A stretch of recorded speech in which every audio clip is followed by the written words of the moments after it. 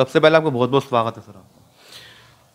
आपको भी बहुत बहुत धन्यवाद। सर अभी आपको पार्टी ने उत्तरी पश्चिमी जिले से आपको ओबीसी मोर्चा का उपाध्यक्ष बनाया है, तो सबसे पहले आप अपनी पूरी टीम को, शीर्ष नेतृत्व को क्या कहना चाहेंगे सर?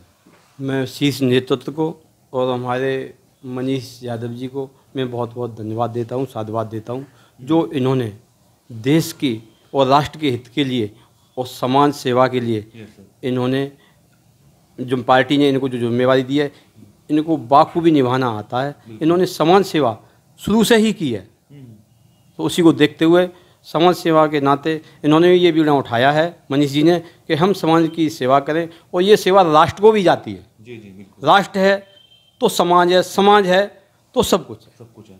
तो क्या आप आगे उम्मीद लगाते हैं जैसे मनीष यादव जी के आने से पूरी टीम वर्क किस तरह काम करेगी सर? मनीष यादव जी एक ऐसे नेता हैं जो कि सभी ओबीसी के वर्ग को साथ लेके चलने के लिए, एक धागा में पिरो के चलने के लिए ऐसे नेता हैं मनीष जी। इन्होंने कभी किसी जाति भाव, भेदभाव इससे उठ कर के काम किया है, और ये पार्टी का शीर्ष नेतृत्व का जो आदेश होता है उसको 100% की बजाय 101% निभाने की कोशिश करते हैं। जैसे आप ओबीसी मोर्चा से हैं और काफ़ी इसमें मतलब जातियाँ आती हैं सर, तो क्या क्या समस्या, क्या क्या परेशानियाँ आती हैं समाज में? देखो जी, समाज में दिल्ली के अंदर 93 का ओबीसी का सर्टिफिकेट हम बनवाने जाते हैं तो 93 का प्रूफ मांगते हैं। सबसे पहले हमने मनीष जी के नेतृत्व में ये ओबीसी मोर्चा की तरफ से ये केजरीवाल सरकार से मांग की कि ये 93 का जो प्रूफ मांगते हैं ये काफ़ी पुराना हो चुका है, इसको ख़त्म किया जाए। ये मनीष जी की मांग थी, पर इन्होंने सरकार के कान पे जूं नहीं देंगी कि इसको ख़त्म किया जाए। तो इसको लेकर आपने प्रदर्शन किया सर? इसको लेकर के हमने जागरूकता फैलाई है और लोगों को जागरूक किया है ताकि इस समस्या का समाधान ओबीसी समाज के भले के लिए हो सके। और किसानों को लेकर सर क्या कहना चाहेंगे आप, जो अभी इस समय जो कर रहे हैं प्रदर्शन, यूपी के, पंजाब के जो किसान हैं? देखो जी, किसान पहले भी बैठे थे, सभी बॉर्डर पे किसान को सह देने वाली केजरीवाल सरकार थी। जो कि ये जब किसान आए थे, इनको मूलभूत सुविधाएं केजरीवाल सरकार, दिल्ली की सरकार इनको देने के लिए बाकायदा बॉर्डर पे गई, टेंट में योगदान दिया, लाइट में योगदान दिया, हर एक चीज़ का योगदान दिया। ये केंद्र सरकार के अगेंस्ट हैं जी। इन्होंने भला दिल्ली के लोगों के लिए, राष्ट्र के लोगों के लिए नहीं सोचा। इन्होंने सिर्फ अपस्वार्थी हैं ये, इन्होंने अपना सोचा ताकि पब्लिक, आज हम कहीं से भी आते हैं, हरियाणा से हैं, पंजाब से हैं, या कहीं इधर से जो भी हमारा रूट बनता है वहाँ से आते, तो पब्लिक 10-10 किलोमीटर का चक्कर लगा लगा के परेशान हुई है। उसमें उनको आर्थिक लॉस भी हुआ है, समय का भी लॉस हुआ है। इसको देखते हुए इन्होंने ये नहीं देखा कि जो आदमी एक ड्यूटी वाला है, वो ड्यूटी वाला है, उसको टाइम से घर से निकलना होता है, अरे आधा घंटा पहले निकल जाएगा, 15 मिनट पहले निकल जाएगा, पर वो वापस गया है क्योंकि उसको वहाँ जाम में इतना फंस गया ताकि वो 2-2, 3-3 घंटे वो जाम में रह रहा है। उसकी जीविका कैसे चलेगी?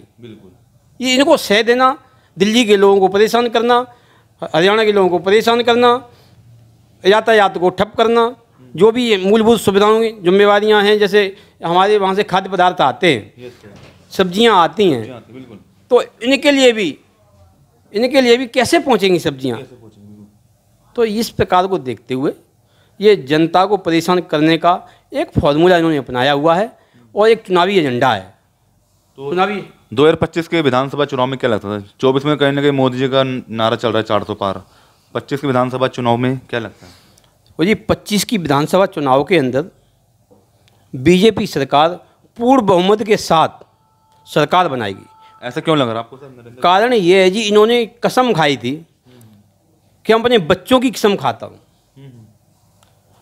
बच्चों की कसम खाता हूँ, न तो हम कोई बंगला लेंगे, न हम कोई गाड़ी लेंगे, हम एक कट्टर ईमानदार सरकार चलाएंगे, और हम कट्टर ईमानदार लोग हैं। जनता ने भरोसा किया कि ये बहुत कट्टर ईमानदार लोग हैं, तो इनको हम एक मौका देते हैं। पर इन्होंने उसमें क्या किया?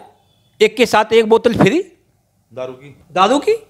अरे आजकल नौजवानों को आप किसकी तरफ धकेल रहे हो? नशे मुक्त की तरफ, नशे युक्त की तरफ धकेल रहे हो।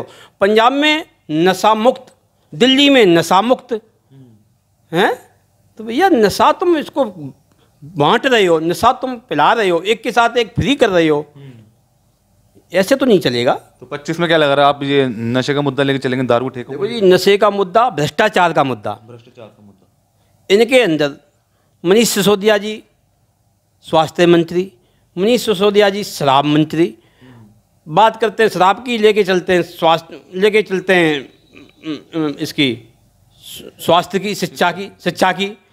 तो ये शिक्षा की बात, शराब पे बात नहीं करते, शिक्षा पे बात करते हैं जी। ये भटकाने वाला काम है। और रहेगा बात जैन, मनीष सत्येंद्र जैन जी, आज इन्होंने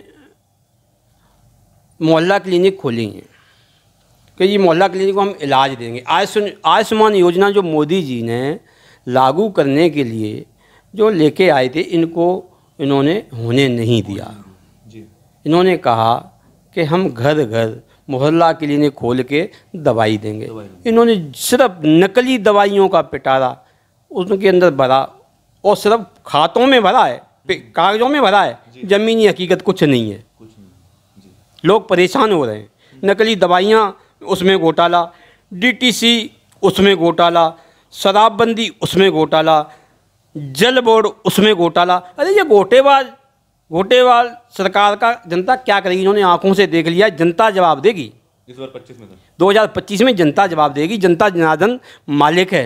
बिल्कुल। कोई ये आज सरकार आम आदमी की है तो ये मालिक नहीं है, मालिक तो जनता ही होगी, और इसका जवाब देगी जनता। ये तो हमारी जनता की तरफ से मैं मांग करना चाहता हूँ कि आपने इनका शीशे की तरह आईना देख लिया है। ये कितने झूठे, मक्कार और कट्टर भ्रष्टाचार लोग हैं। इनको सब शीशे की तरह आने की तरह जनता ने इनका चेहरा देख लिया है, बिल्कुल काला है। तो इसको तो लेकर लगातार आप विरोध प्रदर्शन भी कर रहे थे।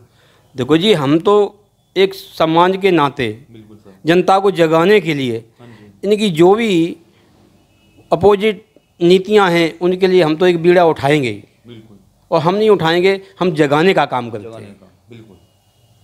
तो हम तो जी एक जनता की तरफ से यही बोलना चाहता हूं कि ऐसे लोगों का चेहरा पहचान लो, ऐसे लोगों की नीतियां देख लो, ऐसे लोगों का जो भी बाखूबी ये भ्रष्टाचार है, या शिक्षा पे भ्रष्टाचार है, या जल बोर्ड पे है, या डीटीसी पे, सब शीशे की तरह आने की तरह जनता ने देख लिया है।